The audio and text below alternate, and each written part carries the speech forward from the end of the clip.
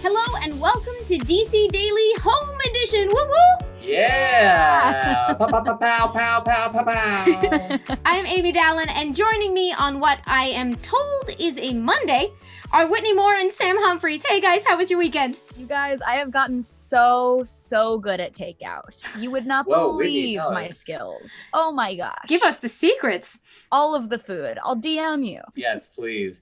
I have been taking advantage of the time here under isolation to tackle what is an infinite task, which is sorting my back issues of comics. Oh, wow. It's something that I always neglect. It's something that will never be finished, but I am having fun doing it. But that's a real potential Twilight Zone all the time in the world scenario, so be careful. Absolutely. I'm protecting these babies like crazy. And after we're done with this, I'm going to go check out the new art exhibit in my hallway. Ooh. Oh, really? I heard that one's really good. Just me taping things to the walls. Now? That's it. They're unfortunately all Amy Dallen originals. But we do have some more excellent stuff to look at because we are here to talk about Harley Quinn Season 2, Episode 2. Yay! Oh my God. I'm so glad this season is here. It's such a lifesaver.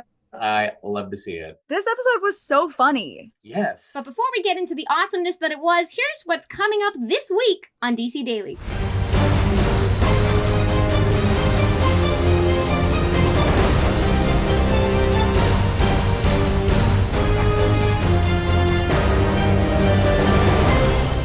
Okay, so let's get into it. Season 2, Episode 2, Riddle You. Harley Quinn is back. I'm so glad the show is back. What do we think of this one, guys? Yes, I have to just dive in right here because last week when Clark and Sam Levine and I did a recap of Episode 1, we were asked which neighborhood we would like to live in. We were not fully informed. We were not told that the Riddler had electricity and water and a fully functioning university with tons of hip, fun kids playing Frisbee on the quad. We were not told any of this information. So I must revise my answer. I would like to live in the Riddler's neighborhood. I'm sorry, I'm getting a note from production right now. They say no takesies backsies.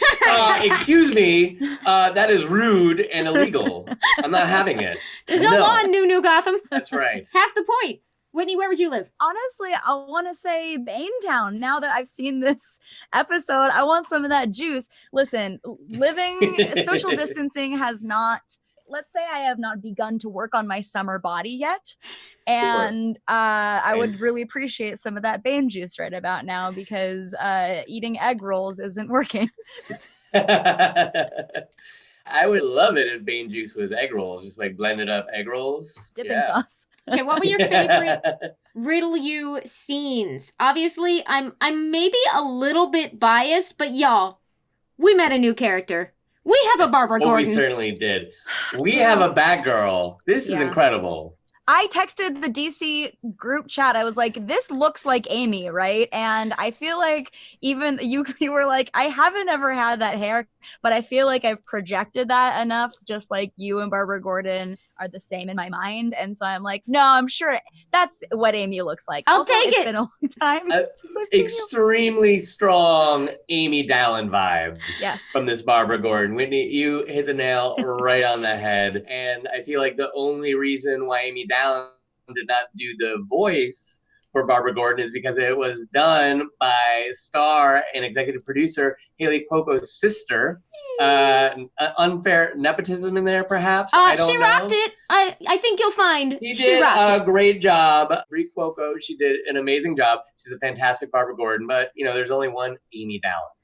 True. Well, I love that this is now just all about me, but I will say it was so much fun to have her come into the show. It was this beautiful, like, sort of long form payoff to this very much a mess Gordon, is that would be the origin story for the birth of Batgirl. I didn't see that coming. His scenes in the dorm were so gross. It was so much. Horrible, disgusting, shameful. But I gotta say, this is one of my favorite Barbara Gordon origin stories of all time in any medium. Animated, video games, comic books, whatever. This is one of my favorite Barbara Gordons, and it looks like they're setting us up for more Barbara Gordon down the road. I sincerely hope that her story is to be continued. I don't think they will. I think that they'll just have her put on the cowl and then never never see her again. I'll be so I mad. will riot in the streets from inside my home, but I will riot in the streets in isolation. Very quiet anarchy will reign. Yes. So, essential question here, because I desperately want some more Batgirl, but do we want to see her join Harley's crew or independently start taking on all those bad guys? Ooh, I don't think she can join Harley's crew. She's a narc, technically speaking. You know what? I gotta agree with Whitney, at least partially, because I feel like Barbara's got to follow her own journey to becoming the full Batgirl, and hanging out with Harley and Ivy, but mostly Harley is just kind of gonna put her on a different path, a wrong path. That said, if she joins the crew, we might get more Barbara screen time. So maybe I'll just vote for that. It's a real struggle for me as well, because I just want to see more of her, but I don't know if y'all have seen this show, but some stuff happens in Harley's crew that I kind of want to keep her safe, but maybe she could be like computer IT buddies with King Shark. Oh, I like that. Ooh. Yeah, I ship Good that pitch. friendship. Okay, can we talk about Clayface though? Sorry. Oh my No, God. yes. I gotta have to. talk because Stephanie she's a queen. She's confident. She makes Yep. friends. She's going to join the drama club. I stand Yep. Stephanie. This may have been my favorite Clayface character adaptation ever. It is his best role, and dare I say, being Stephanie brought parts of Clayface out of him that he couldn't do as Clayface, like the confidence, the popularity, the success in the drama club. Like, these are all things that he has strived for and failed, and somehow inhabiting the role of Stephanie made all these things happen for him. Oh my gosh, Stephanie is Clayface's Tyler Durden, is what you're saying. Yes, I did not know I was saying that, but you are absolutely right. That is what I'm saying. In this episode, Tyler Durden joins the cool a cappella group. So, what were your favorite side characters or moments or other storyline in this episode? I mean, we got to talk about Jim Gordon living in the dorm. my That was God. my favorite. And also, like, his dad toot. Oopsie daisy. You know, that's the best part when a dad farts and he's just like, whoopsie. Like, dads don't care that they fart in front of you and your friends. The DGAF, which is an acronym that I will not spell out on this show. Dad's gross out friends, only kind of different. Yeah, our friends, yes. I loved seeing Psycho and King Shark take a little tour through this new Gotham landscape, and loved how they came out of Bainton, not Baintown, it's Bainton. That's how you know They they're not came out of locals. Bainton with a new look, and I gotta say, Shantae, you stay.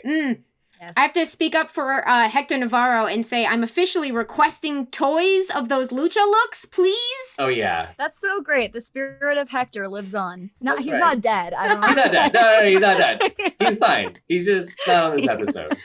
He's at home watching every episode in a row again. We love you, Hector. I love that the Batgirl storyline we get in this one, I feel like took inspiration from both the Huntress stepping in as Batgirl during No Man's Land in the 90s, and of course from the Batgirl of Burnside with that good jacket look. Yes. Good. Just had to bring it back around to that because I love it. Did not even think about that Huntress callback, but you're absolutely right. This is such an interesting take on Batman No Man's Land, and we had those dudes on the show. We know they are super nerd fans, but this show is tonally so different, and they take such a different approach with these characters that I thought, you know what, the No Man's Land reference will end with Gotham having an earthquake, because that comic story is very dark and very gritty in ways that this is not, but they keep plucking out elements and doing their own twist on it, and it's been so much fun. I love what they're doing with it. I also really love Harley and Ivy getting spotted for their very 90s idea of what college students look like.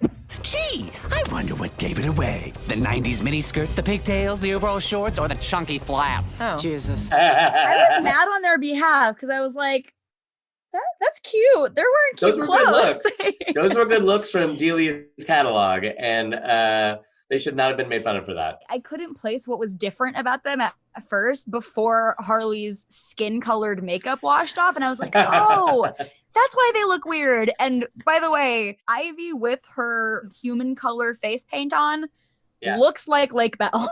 This is Lake Bell. Very true. Very true. Absolutely. They keep trying to make Kite Man happen. They keep trying to make him cute, not falling for it. Like a Honestly, kite. I think that that's the bit now. Like, I feel like I feel like this episode solidified that it's going to be the same Kite Man throughout, where we're all just going to be like, he kind of sucks, but he doesn't suck enough for her to not want to date him. And I think it's fine because we all clearly know she's going to move on eventually. Like, they're not going to get married or anything. Yes. She's too good for him. I mean, Whitney, don't even say that out loud. I don't even want to put that. Let's not do the secret. I don't even want to manifest that. So we are so happy to be back and talking about Harley Quinn, and we love that your watch-alongs in the community section for Harley Quinn have continued. That makes us super happy. And some of you had some really nice things to say about our new From Home DC Daily streams. Oh, really? That's sweet. Croc Hearts June said, I'm loving these quality quarantine episodes on DC Daily. You guys are the coolest nerds on the internet. I love some alliteration. There's Love a it. lot of cool nerds on the internet, guys. That's high praise. I don't know if you noticed, but we are the top. We're the cream of the crop. Rick Garner said, thank you, thank you, thank you. You have been missed. Oh. And Lucos05 said, thank you so much, DC Daily crew. I love everything you all do. Oh my God, that is so. I don't know. Look, I feel like we said it before, but I just want everybody out there to know that we missed you all too. We missed doing this show, and we are so happy that we get to continue this, and we're so happy that we get to talk to you all and hear y'all's comments back in the community and online. And we're just doing the same thing you guys are. We're hunkering down. We're riding out the storm. We're ordering takeout and sorting our back issues, and we're right there with you. So just keep reading comics and watching movies and cartoons, because it makes your heart strong, and that's what we need right now. Well said, Sam. Yeah. Thank you you for being very in much. it with us and on this journey with us. Mm-hmm. So great to see you guys' faces again and to be talking Harley again. Yes. Now I'm gonna get back to rearranging my pantry for the 4th time. But the rest of y'all keep watching Harley Quinn, and we'll see you next time. Bye. Bye-bye, y'all. Bye, y'all. Mwah, mwah, mwah.